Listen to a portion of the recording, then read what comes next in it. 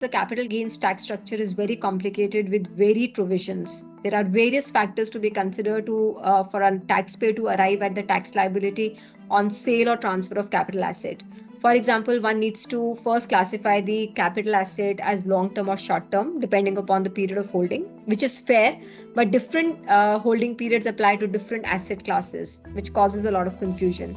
To give you an example, say land and building qualifies as a long-term capital asset if sold after holding for 24 months, whereas gold and silver qualify as long-term asset if sold after 36 months.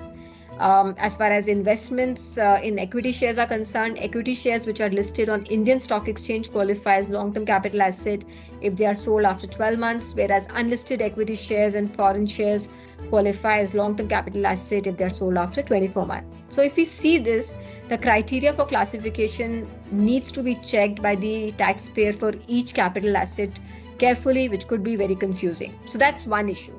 Second issue is that tax rates are also different. So, for example, capital gains on long-term equity shares listed on Indian Stock Exchange is 10% if the amount of gain is more than 1 lakh rupees without giving the benefit of indexation.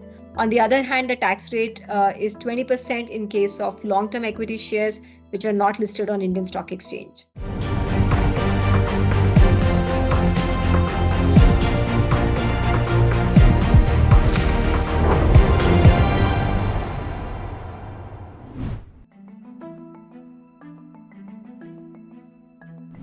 So taxpayers would expect that in the upcoming budget, this would be simplified. The whole capital gain tax regime would be simplified by bringing in more uniformity in the holding period and also in the tax rates. So the question is, what is it that the government can do to simplify capital gain tax regime? So some of the suggestions may not be comprehensive. One is that the government could consider reducing the holding period of all equity shares in mutual funds, whether listed or unlisted, equity or non-equity, for qualification as long-term capital asset to 12 months. That's one.